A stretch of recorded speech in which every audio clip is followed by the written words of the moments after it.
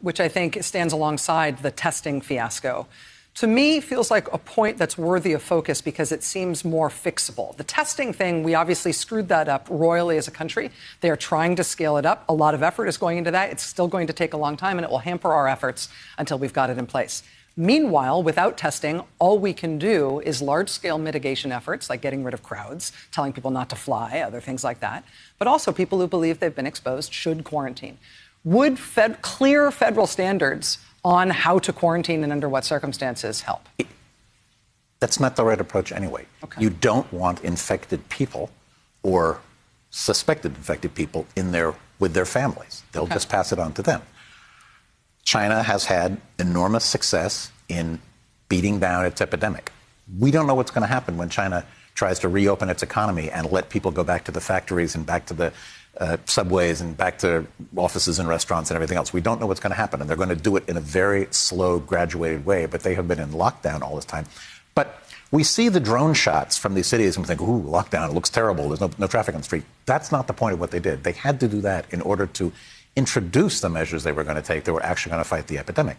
And that is testing, testing, testing, testing. Find the virus. So one thing is, no matter where you go, if you are able to get out of the house in there, if you go into any building, your temperature is taken. I came into this building, nobody took my temperature. They asked me some silly questions I could have lied about. But, you get your fever taken. You get into a bus, your temperature is taken. You walk into the train station, your temperature is taken. You walk into the building, you walk back to your apartment building, your temperature is taken. And what happens if you show a fever? Then you're sent to a fever clinic. People are not sent to their own doctor's offices. Your doctor's office is dangerous. One of those tests will make you cough, usually cough or gag, and then you've infected the doctor. And then the doctor's office is out, and you've possibly infected everybody else in the waiting room. So they are sent to specific fever clinics, which the Chinese have had since they battled SARS back in 2002. They designed these and basically mothballed them. It's usually an entrance to a hospital. It's separate from the main entrance. They're met by people in complete protective gear. The temperature is taken.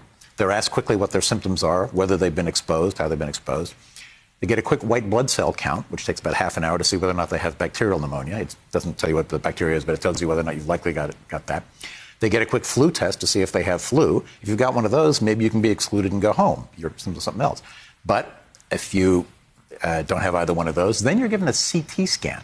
CT scans in this country take half an hour to an hour, and they're extremely expensive things. There they have portable CT scanners. They have pushed people through those things at the rate of 200 a day. Couple of slices of the lungs, and that's all, to see whether or not there are these ground glass opacities in both lungs that are a pretty good indication of this. All right. If you come up positive for that, then you are going to get a PCR test, which is the test we're talking about here. Mm-hmm. It's basically a nasal swab is the usual way to do it, which is push a Q-tip up your nose so far it feels like it's going into your brain. It's not very pleasant, but then they do that on site. They've gotten it down to 4 hours. There's no sending it off to the state health department. So you sit and wait for it to come back. And you sit and wait. You are told, sit, a couple of yards apart from everybody else. People are sitting there. It was described to me, they're sitting there with their pink envelopes with their CT scans inside them, and they're afraid of each other because they all know that they might be, they might be sitting next to somebody who's got the virus. And once the scan results come back, and if they can't get the scan results back that day, they have to go to a quarantine hotel, and wait until the results come back. Apart from their family. Apart from their family. And that is the key element. There is no home isolation. There is no home quarantine.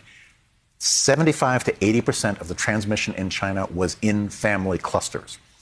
What would make the news was things like, oh, my God, it's in the prisons. Oh, my God, it's in Parliament, or whatever. It wasn't in Parliament there. But you'd hear these kind of, but 75 to 80% of it was inside the family. And they knew they had to stop that if they were going to stop the disease. So people were literally quickly taken away from their families to these giant gymnasiums or stadiums where they were not concentration camps. They were beds, there, and there were nurses in protective gear to watch out for people. They even had dance classes in these things. Because when you have lots of little old ladies sort of sitting there together waiting to see if they're okay, if you get them all up dancing, one, it helps clear their lungs if they have pneumonia, and the people who can't get up may be the ones who are crashing.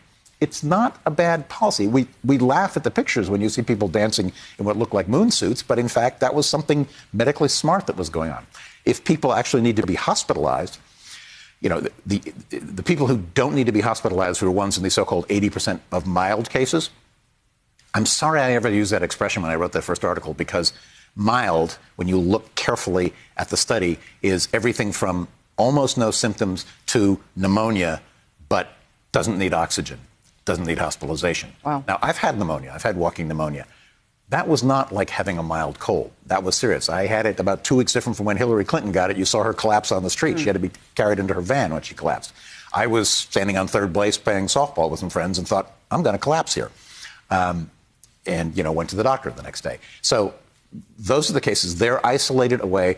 They're hospitalized. And people actually sort of move through the system. Suspect cases, mild to moderate cases, and hospitalized, severe, and critical cases who are actually in hospitals. And the crucial thing about that system is break the chains of transmission and also do what you can to keep the hospitals from getting overwhelmed. Because when the hospitals get overwhelmed, you have to say, okay, she lives, but he dies, and he dies, or whatever.